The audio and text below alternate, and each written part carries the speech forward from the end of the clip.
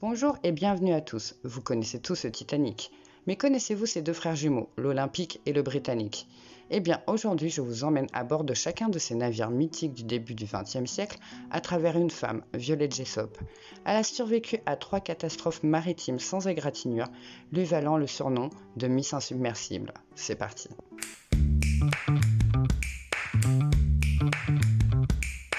Violette Constance Jessop naît le 2 octobre 1887 à Buenos Aires en Argentine. Elle grandit au sein d'une famille modeste. Son père William et sa mère Catherine, d'origine irlandaise, élèvent des moutons. Elle est l'aînée d'une fratrie de 9 enfants, mais seulement 6 atteindront l'âge adulte. Elle passe son enfance à Bahia Blanca, dans une banlieue de Buenos Aires. Déjà petite, elle réchappe une première fois à la mort. Elle tombe gravement malade, atteinte de la tuberculose. Malgré les diagnostics très pessimistes des médecins, Violette s'en remet par miracle. En 1903, son père meurt alors qu'elle a à peine 16 ans. La famille part alors s'installer en Angleterre. Et pour subvenir aux besoins de ses enfants, sa mère décroche un poste d'hôtesse sur les paquebots de la Royal Mail Steam Packet Company. Les 4 frères sont placés dans un orphelinat et Violette est chargée de s'occuper de sa jeune sœur. Puis les 2 filles sont envoyées dans un couvent pour terminer leurs études. Et Violette travaille également en tant que gouvernante pour aider sa mère. Mais lorsque sa mère tombe malade, Violette abandonne ses études et devient elle-même hôtesse en mer.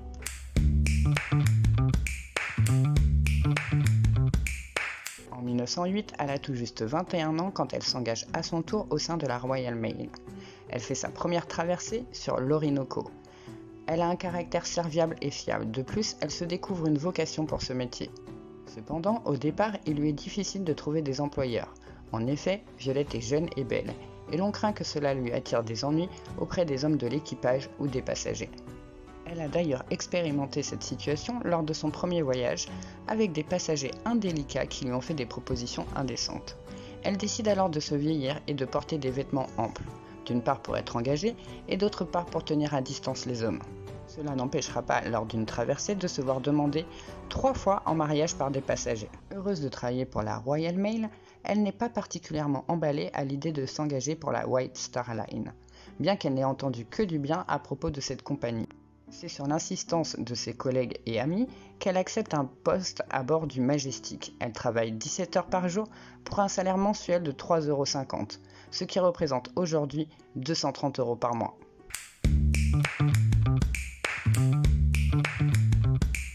Elle intègre l'année suivante l'équipage de l'Olympique, un des derniers paquebots de la White Star Line, et qui fait partie des tristement connus Sister Ships avec le Titanic et le Britannic.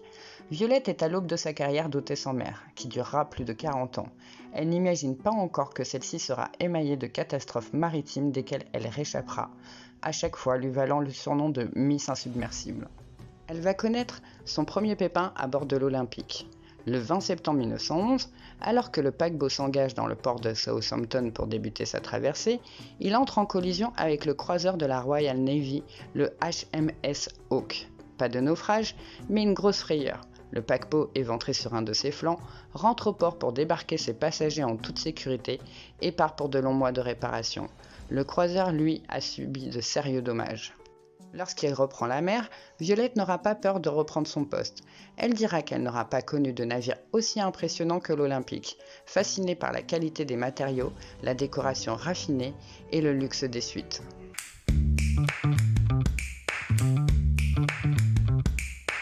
En avril 1912, le commandant Smith est chargé de piloter pour son voyage inaugural le Titanic, fleuron de la flotte de la White Star Line, un des plus grands et plus luxueux paquebots du monde. C'était l'occasion pour lui de finir sa carrière en beauté, prenant une retraite bien méritée après cette traversée. Le lancement de ce paquebot se fait en grande pompe, toute la presse est là, des passagers prestigieux ont réservé leur suite sur ce paquebot luxueux. Le navire est équipé de technologies et sécurité innovantes pour l'époque. Le Titanic doit devenir un gage de qualité et de luxe pour la White Star Line. Quant à Violette, elle a postulé sur le navire sur les conseils d'une amie. Le Titanic étant le frère de l'Olympique, elle ne sera pas dépaysée. Lorsque le bateau quitte le port de Southampton, le 10 avril 1912, elle est chargée du service des passagers de première classe. Elle se lie d'amitié avec John Hume, violoniste au grand orchestre qui ne survivra pas. Sur le total de l'équipage, elles ne sont que 23 femmes à travailler à bord du paquebot. Le 14 avril 1912, aux environs de 23h40, Violette, qui dort dans une cabine du pont E qu'elle partage avec d'autres collègues hôtesses, est réveillée brusquement par un bruit de grattement sourd. Bien qu'elle se doute qu'il y a un souci, elle n'envisage pas une seconde l'importance de la catastrophe. En effet, le plus grand paquebot qu'on appelle l'insubmersible vient de percuter un iceberg signant son arrêt de mort. Voilà ce qu'elle dira. Mon esprit ne pouvait accepter le fait que cette création si parfaite était sur le point de faire quelque chose d'aussi futile que de couler. Ce n'est que lorsqu'un de leurs collègues les informe de la situation, priant les jeunes femmes de revêtir leur gilet de sauvetage, que Violette commence à réaliser que la situation est grave. Jamais elle n'aurait pensé qu'un tel bijou de technologie puisse couler. Elle se charge de réveiller et d'équiper de gilets les passagers de première classe. Elle les guide dans le calme, ne cédant pas à la panique, jusqu'au pont des embarcations. Elle assiste au chargement des canots de sauvetage depuis l'arrière du pont supérieur. L'officier Woody lui confie un nourrisson et la fait embarquer dans le canot numéro 16, où se trouvent déjà plusieurs hôtesses. C'est sûrement grâce à lui qu'elle survit à cette tragédie. Cette nuit-là, c'est plus de 1500 personnes qui ont perdu la vie dans les profondeurs de l'Atlantique. Elle assiste impuissante au naufrage de l'insubmersible. Elle sera recueillie sur le Carpathia, toujours le bébé dans les bras, qu'une femme lui arrachera en l'insultant, certainement la mère de l'enfant. Violette se dira choquée de l'attitude de cette femme qui ne l'a même pas remerciée. Elle retrouve son poste à bord de l'Olympique, et quand la Première Guerre mondiale éclate, dans un premier temps, le navire continue son service commercial. Elle est à bord lorsque le bateau vient au secours de l'Audacious, un cuirassé qui a heurté une mine. Elle aide au transfert et aux soins des naufragés. Les traversées transatlantiques commerciales devenant obsolètes pendant la guerre, il y a trop de risques à faire voyager des passagers en mer, Violette s'engage alors dans la Croix-Rouge britannique pour subvenir à ses besoins.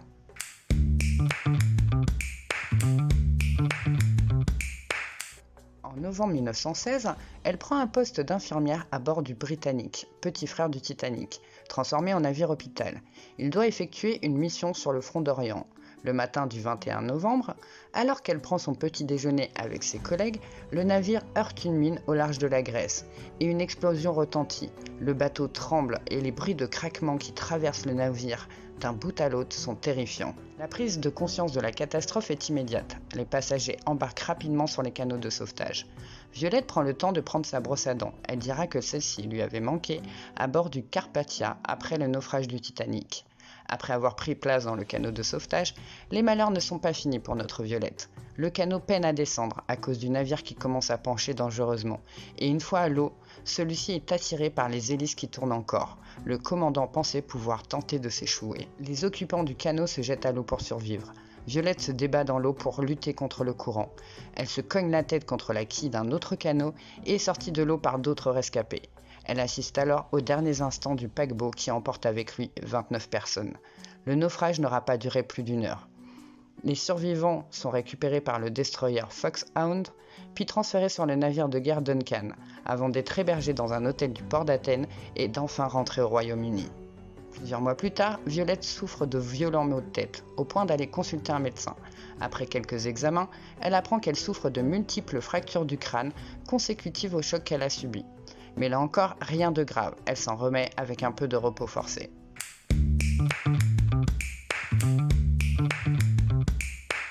À la fin de la guerre, elle reprend du service sur l'Olympique jusqu'en 1920, puis sur le Majestic où elle effectue 36 traversées jusqu'en 1935. Et durant cette période, comme les autres membres d'équipage, elle aide les passagers américains à débarquer de l'alcool en bravant la prohibition. Elle dira qu'à cette époque, cela devenait une activité quotidienne. En parallèle, elle travaille occasionnellement pour la Red Star Line, sur le Belgian Land et sur le Western Land. En 1935, l'Olympique est envoyé à la casse et la White Star Line fait faillite. Violette retourne travailler pour la Royal Mail Line, sa compagnie d'origine, et sert les passagers à bord de l'Alcantara. Pendant la Seconde Guerre mondiale, elle travaille à terre et elle en profite également pour se marier. Mais le couple divorcera rapidement sans avoir eu d'enfant. En 1948, elle retourne en mer pour 2 ans à bord du navire And, puis prend définitivement sa retraite à l'âge de 63 ans. Pendant sa retraite, elle vit dans le Suffolk en Angleterre, dans une petite maison décorée des objets qu'elle a ramenés de ses voyages, et passe son temps en jardinant et en s'occupant de ses poules.